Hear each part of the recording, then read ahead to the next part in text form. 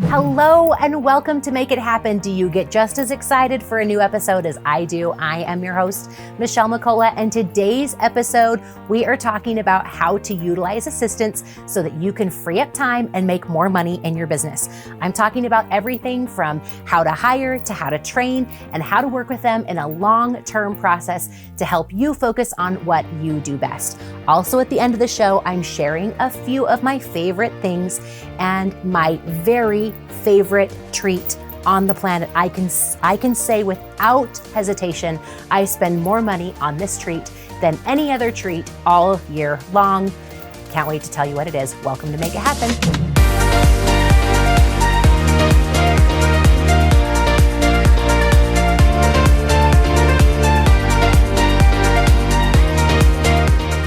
Today's show is brought to you by the Marketing Blueprint Workshop. I'm excited to bring this to you live, or you can watch the recordings at any time throughout the year. Go to marketingblueprintworkshop.com. It will take you through the step-by-step process for you to write your own marketing plan and set you up to succeed for the next 12 months. But don't take my word for it. Here are a few past attendees and their experience. Hear what they have to say about attending. I loved Marketing Blueprint. It's just easy to just immediately put into action. You kind of have everything mapped out for what you want to do for the whole year. This was amazing. Michelle was so awesome. This is a fantastic approach to planning for a successful new year. It will boost your business just in the fact that you don't have to worry about all the marketing that you need to do, but you're going to be able to schedule it. You're going to be able to know when you're doing things. It's going to give you more confidence in your ability to market and what it is you are marketing. You get very clear on the purpose and what it is that you want out of your business. So that is worth every penny. Go to marketingblueprintworkshop.com. You'll see tickets available and all of the details that you need. We hope that you can join us. It's one of my favorite things that I do each year. When I saw this Pick My Brain question, I knew it had to be a full episode. There was no way I could do it justice in 1 to 2 minutes. But Christine from Orem said, Michelle, how do you utilize your assistants for marketing? And I'm excited to share with you how I have utilized assistants over the years and to share with you some strategies that you can put into place, whether you have an assistant for 5 hours or if you have a full-time assistant at work for you. Now, I'm going to be specifically talking about marketing strategies today and about how I utilize my assistant in that way. That said, I also acknowledge that if you have a fantastic assistant and you're clear about what their roles and responsibilities are from the very beginning, you can get them to do other things for you as well. Bless my assistant's heart. Just seconds before this, I had her call and change a dinner reservation for me so that I could be at the right time at the right place. And that is also part of how I set up work and conversations. I am grateful for the people who work for me. In fact, most of my assistants who have worked for me over the years have become very good friends. So I'm going to share with you the process all the way from hiring to implementation and actually getting the work done that I think that will help you not only utilize your assistants in better ways, but free up your time so that you can get the things done that you need to and that you can focus on revenue generating activities. Let's dive in. First and foremost, I want you to start with a job description. Now, you can write a job description in a variety of ways. You can sit down and just write a paragraph version of what that job description might be. You can also write a bullet point list of different tasks and responsibilities they would take care of. I would suggest that whether you share all of this publicly or not, that you do a mix of both. Be clear about what your assistant is going to do for you and how frequently they're going to do it, and get an idea of how much you need someone for. Now, in some cases, I don't know, and I've had times where I haven't had assistants and then started up again, and I've tried to give ranges, and that's been helpful in terms of time. But if you're just getting started and you just need somebody to help you 5 hours a week, start with 5 hours a week. If you're hiring someone to replace someone else and you need a 20-hour-a-week assistant, know what that is going in, but also know how you're going to spend your time, whether they're at the office working or not, so that you are spending your time in the right ways. One of the ways that I create a job description is that I look back on tasks and responsibilities that I'm doing that can be delegated. The delegate list is so important. And if you're completely unsure about what you can delegate right now, for the next week, it'll be an arduous task and you won't love it, but it will be very insightful and very helpful as you move forward. Keep track of every task that you do for the next week. Just write them down either on a legal pad or keep track of them digitally on your phone, but write down every task. At the end of the week, go through, look at all the tasks, and put a D next to any task that you could give away to someone else. Now, I'm kind of a broken record on the 1 Minute Manager Meets the Monkey, but Ken Blanchard says in his book that every single item in your business needs to be done at the lowest possible pay level that matches the education. And it's not about being offensive, but if your hourly rate is significantly higher than what you pay a marketing assistant or otherwise, that is good business sense so that you're making sure the right things are getting done at the right levels in your organization. It will increase not only effectiveness, but profitability, which I know every single business cares about. But it all starts with a detailed job description so that you can tell people exactly what they're going to get from you. Now, if you don't know, and not even going through a week-long process, if you know some things but not others, I always add a line to my job description that says additional tasks as needed. Just something that kind of encompasses anything else that you want to send your way. However, when I'm looking for an assistant that I know is going to cross both professional and personal lines, I always include that in the job description. I'm clear to say, hey, here are the tasks that will be done in my business, and here are the personal tasks I need done as well, so that if somebody doesn't feel good about hopping back and forth, they know going in exactly what they're getting themselves into. I also have good conversations with my team over time where I say, hey, if this is a task you really don't feel like is in your zone of genius, or if there's something that you'd rather not do, please let me know. Because the reality is, while I have one primary assistant, I have multiple others who work with me for a few hours here and there that I can have do other tasks, because I really care about my team not only being functional and effective, but being happy in their jobs and the work that they do. Now, granted, there are often times that I will say to my team, I know this project isn't fun, but it really needs to get done, and I am so grateful for you. So don't feel like you also have to be someone who is entertaining your team by only providing them fun projects, because the reality is that it's still work and it's okay. Just make sure you describe it as that so that they can go in with full expectations moving forward. A good job description will also help you weed through people who are looking for something easy or just hoping to skate by. And sometimes good job descriptions can help you get somebody who's a follower or even a friend to say that they want to work with you as well. For the last decade, I've had amazing people in my office, in my space, and in my business helping me grow and thrive. And while each of them, as I said, have become almost dear friends to me over the years, they have come because I knew someone or someone knew them, and they became a great asset to my business. Now, in some cases, you might need to reach out to assistants or put it on classified ads or put it in the marketplace on social media. However you want to find your assistants, I mean, go ahead and do that. LinkedIn can also be a great place to find assistants. But for me, it has worked to have people who know a little bit about me, who have wanted to work with me because they knew who I was and what I was up to. That's also helpful.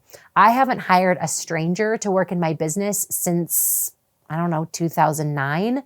And since then, it has just been really, really good for me to leverage contacts, relationships, and connections. And so however you want to do that, especially in an assistant space, this can be a great place to do that. I might not do that for like a CFO or a director of operations, but it can be a great place to look for assistants. Once I have the job description out, I will invite multiple people to a working interview. And so what I will say is, hey, I would love for you to come work for me for an hour. I will pay you this hourly rate. I'm going to give you a list of projects to do. And it's just a trial for you to see if you like the kind of work that's there. You can see how I work and give assignments, and I can see how you work and how you ask questions and how you're involved in projects. It's just a trial little interview where I can ask some additional questions, but then give them some things to do so they get an idea of the variety of things that we work with. And I have found that to be really effective and helpful for me. There have been times where after that interview, I have said, hey, I don't think this is going to be a fit. There have been times after that first initial interview where others have said, hey, I don't think this is a fit for me. I don't love these kind of projects, or this isn't great. But it saves me the onboarding and training process of weeks and weeks of training and getting somebody into my business. And I wished I had spent time elsewhere. So I love working interviews. After the working interview process, and I know I want to work with someone, I sit down and I have a conversation that sounds a little bit like this. It says, hey, I am so excited for you to be here in this business. Here are some of the things you're going to work on. There are going to be tasks that I hope that you love. And as you look at my business, I would love for you to say, hey, I would like to work more on this, or I love these kinds of projects, or we can do more of that. I want you to enjoy your work experience, but I also want you to communicate with me so I know what that looks like.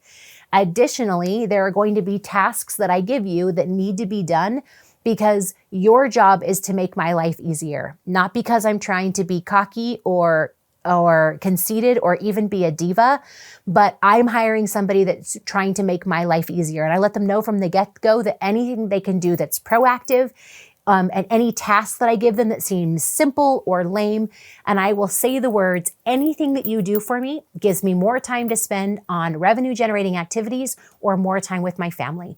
And so while some tasks you might look at and say, can't she do that herself? I absolutely can. And yet that's why I have hired amazing assistants that can help me do more, and so that I can focus on the things that matter most.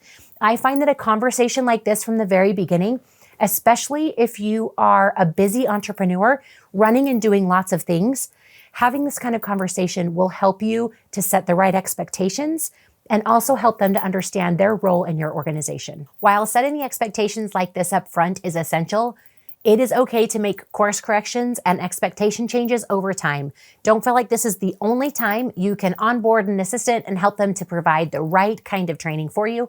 From time to time, I'll reach out to my employees. We'll either have a meeting, we'll do a one-on-one, we'll go to lunch, we'll chat through projects, we'll do other things. And in some cases, I have set up regular weekly or bi-monthly meetings where we have conversations and we can communicate about projects that need to be done and better ways that we can work together. However, that ongoing educational process works for you and your team, I encourage you to make the training, educating, and onboarding process of your business something that you do consistently and regularly. Training always help your business grow and thrive. And so I encourage you to make some of these conversations a regular part of what you do. Now, in the book that I wrote called The Time Blueprint for Entrepreneurs, I talk about the 5 different time areas that entrepreneurs spend in different aspects of their business. Everything from creating to marketing to fulfilling to learning and to managing. And so this falls into managing time. Creating time blocks in your calendar where you can manage your team and assistants is an important part of what you do, but it should not overtake the other responsibilities that need to happen. So as you look at your given week, spend 10 to 15% of your time in managing regular conversations, coordination, and project management so that you can make sure that projects continue to move forward. Now, once you have that assistant in place and you've created things, you've heard this from me before, but I'm a huge fan of the daily, weekly, and monthly list. My assistant has a daily, weekly, and monthly list that she is constantly looking at. And so she goes into the office and she knows exactly what needs to be done. Yes, we have one-off projects that I communicate on a regular basis, but when she goes in, she knows that these things need to be posted on these social channels. These things need to be posted for me. These things need to be posted for my clients. These things need to go up on websites. These reports need to be done. These invoices need to be created. These statistics need to be gathered and pulled. And we'll talk more about some of the things that she does for me. But the daily, weekly, and monthly list is how we operate on a regular basis. Marketing is regular activities that need to be done consistently so that you can have the kind of revenue and paychecks that you want in your business. So regular marketing activities will bring you regular results. Now, like I said, you will have opportunities where projects are coming in that will just be one-off tasks and projects. But many of the tasks, in fact, over 90% of your marketing tasks will be tasks that are done regularly. So create those systems and processes in advance so that it's easy for them to be plugged in. I also have my assistant keep track of new systems and processes and operations on a manual so that when they leave me, as they eventually will, sniff, I feel better able to connect the next person into our regular operations, but we have systems and tools that make it really easy to do so. I've been better about this over the years, but I'm actually being really consistent and specific and strategic about it now with my current assistant because I know that while she's awesome and I love her, that her goals and aspirations are in other places and I have to prepare myself for the future. with a box of tissues and really good systems. So as you think about those different pieces of your business, it doesn't have to be like a full operations manual. We have a simple Google Doc where we keep track of, hey, anytime I write a blog post, this is where the blog post goes on the website. Here are all the social media platforms it gets shared to. And here's where it gets saved on the marketing assets list so that I can find it at any given moment if I need to. When I'm on a podcast or a television or a radio interview, here's what happens to each of those things, where it gets shared and posted and how it gets uploaded and then again disseminated out to other people. This process is helpful so that whenever something happens, I also don't have to send an email that says, hey, make sure it goes here, here, here, here, and here. I can say, hey, here's a blog post, and she knows exactly what to do with it from start to finish in the operation. Hey, here is a media interview that I did, and then she knows exactly what to do from start to finish so that it gets propagated to all the places. Having those systems in place will help you so that you can do other things. This week I was traveling and my assistant had plenty of tasks to work on and processes that were already in place. That doesn't mean that I'm always scheduled and organized in this way, but as we strive to have marketing operations in place, it's a lot easier for her to feel successful and for me to feel like I can work outside the office, which I do regularly. So as you think through, we've gone through the hiring process, the onboarding process, and the actual implementation and daily, weekly, monthly process of assistance. There are also some other things that I will share with you here that I think are helpful. So however you're currently using assistants, continue to use them. But anything that you can do with your assistants to systemize will help you. But then also think through additional projects that need to be done in your business. So for example, anytime I'm working on something new, whether it's a podcast or a show, we have some documentation that's sent back and forth so that she can do the work that she needs from me. I do everything I can to make sure that I'm showing up with all of the content information, and then she is set up to succeed on the back end doing other things. Behind the camera, she's there creating show notes, making sure that I have anything that I need to keep the day going, and also keeping us on time and structure by providing me time signals and everything else in between. While this is a specific example of what it looks behind the scenes for podcasts, how can you have an assistant help you in the crossroads of some of your most important things so that you can be the most effective in those tasks? Have an assistant there to help you strategize, help you with the look and feel, and help you with the details so that you can focus on the big picture. Now, if you're already a detail-oriented person, it's still great to have an extra set of eyes and hands. But I will tell you, in the past, I have tried to do things like this before by myself. It takes longer, and I'm a lot clunkier. And then in the end, I don't have show notes and I don't have all the additional details because it's harder for me to go back and do it. So set yourself up to succeed with specific projects and tasks that you know will help keep your business going and moving forward because you have the right team member in place in each of those areas. Now, does that mean you have to have an assistant with you 24/7? No, I've gone through ebbs and flows within my team with different assistants at different times. In fact, one time I had 3 different assistants and none of them were really working more than 7 hours a week. But because they were working in their zone of genius, I needed that 7 hours a week for each one of them, totaling up to 21. Obviously, things shifted and changed in the weird pandemic world that we were in, and the hours got scaled back because the business got scaled back. But now as we're ramping up, consistently, we're doing 12 to 15 hours a week, and it doesn't have to be full-time to be very, very effective. As long as you have your systems in place and you know exactly the roles and responsibilities for everyone on your team. Even if you're a team of 2, or if you're a solo entrepreneur, you can still find ways to outsource things in your business, even if it's to contractors and suppliers. When I had my very first company, Doodads Promotional Products, back in the day when we sent lots of paper catalogs and online was barely a thing, I'm not that old.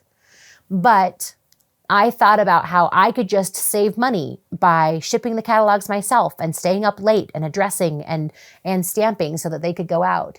And then I figured out I could pay a neighbor kid down the street $5 an hour to address and label my catalogs, get them out the door. And that freed up time for me to focus on one-on-one client conversations and other marketing efforts that they couldn't do.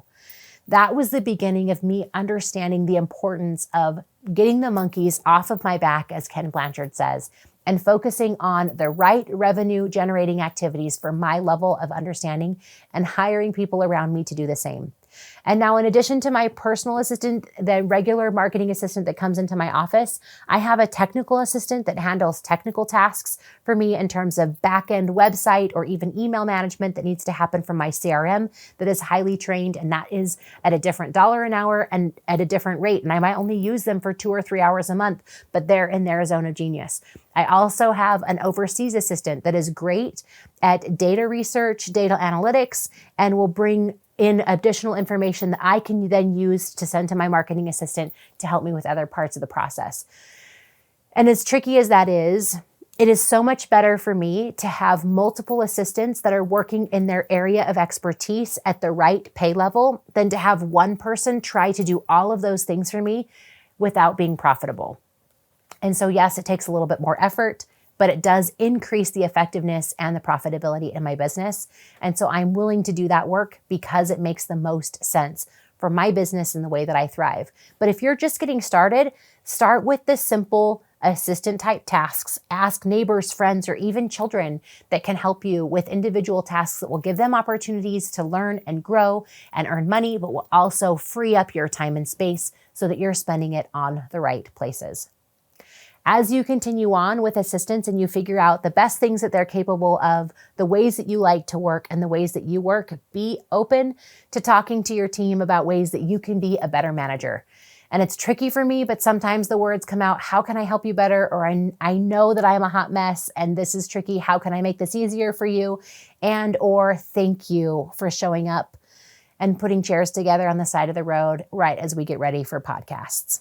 Make sure that your team knows that you care about them and appreciate them, and make sure you know what their languages are so that you can speak to the ways that they feel that they can feel supported by you. I worked with a team member once who loved verbal praise. And so in front of everyone else, I would say, thank you so much, Michael, for getting that done. I really appreciate it. You are the MVP today. I had another team member who really wanted to ski more. And so with every project that he went above and beyond, he got an extra day off of work and we bought him a ski pass. And it made him incredibly committed to the work that we did when he was with us.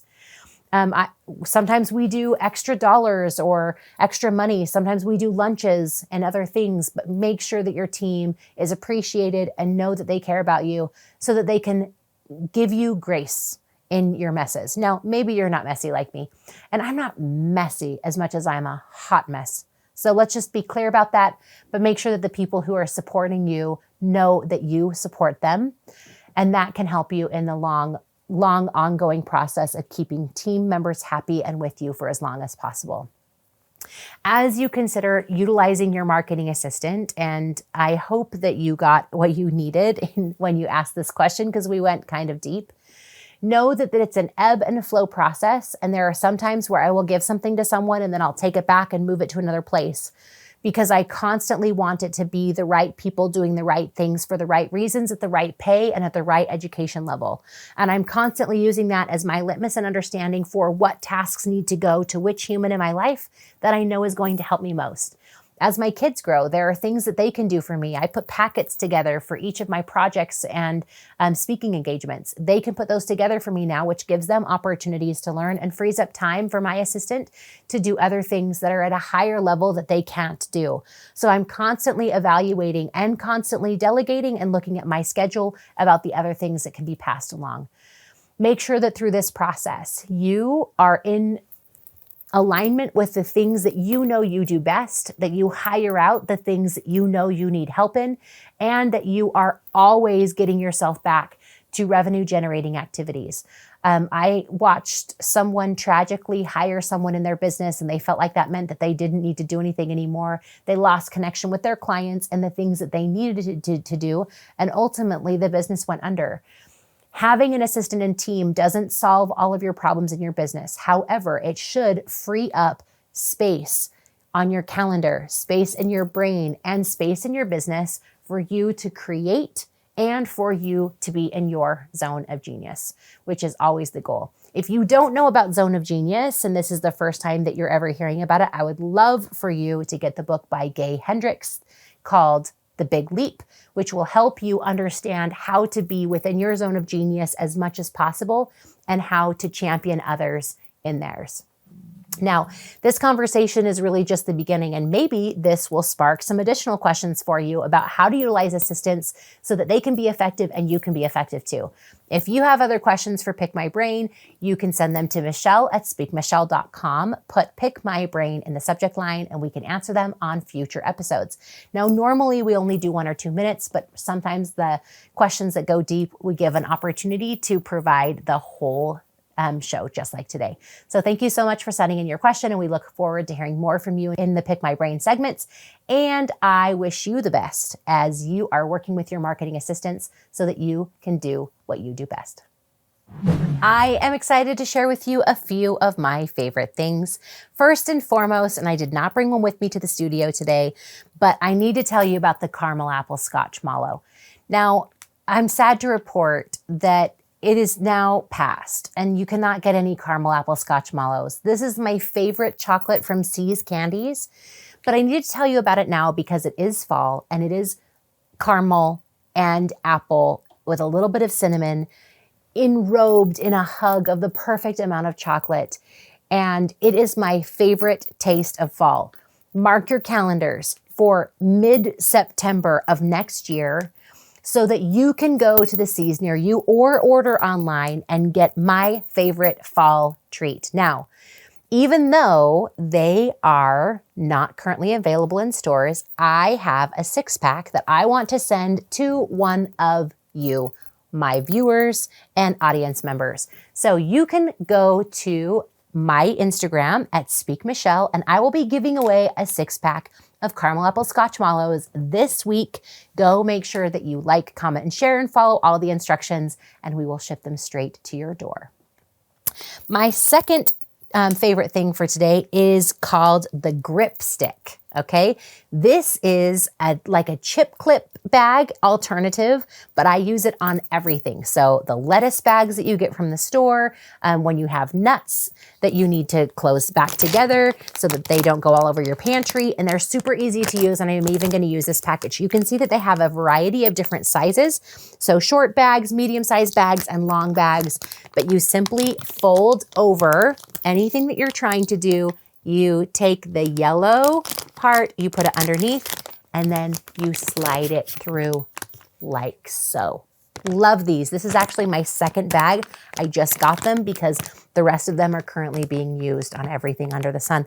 So I needed some more, but they're great. And the other thing that I love about these is they don't take up a ton of space. Chip clips take up a ton of space in my drawer. So when I don't have lots of chips, they're all over the place, but these are thin and really easy to store. Okay, the last thing that I want to share with you today is my favorite water bottle. This is from the Avana company, which is partnered with Blender Bottle. I was introduced to this because I had a friend who started to go work for them. I love this water bottle, and we'll put the name of it because I can't remember the actual name because they have a few different types on their website. But what I love about this one is it's easy to carry. When my hands are full and I have lots of bags, I can just slide my finger through the carrying loop. When you take the lid off, there is both a straw in here so that you can sip, but then you can also tip back if you'd prefer. So there's 2 options. It's super easy to clean, though what I will say is all things that require hand washing are a little bit of a trial for me. This is definitely one of those hand wash only items, but luckily it's easy to clean, and so I take it with me. It's also insulated, so I can keep hot beverages hot and cool beverages cold. It also fits into my cup holder, which is tricky to find a water bottle. Now, I wish it were a little bit would take more ounces so that I didn't have to refill it as frequently, but I will take it in exchange for the compactness and the easy ability to be able to carry it around. There's just a few of my favorite things. From media to favorite things and everything in between, I honor you for giving me a part of your day. And I'm cheering you on in every aspect of your life and business as you believe that you can up-level and make it happen. We hope that you will leave your thoughts and comments and reviews on the platforms that you use and utilize so that others can find shows just like this because they heard it from you. Thank you for being part of our show today. You can find all the details at speakmichelle.com/podcast. All of the show notes are listed below, so you can find everything that we talked about and a few additional sneak peek resources for you as well. Thank you for being part of Make It Happen. We're cheering you on.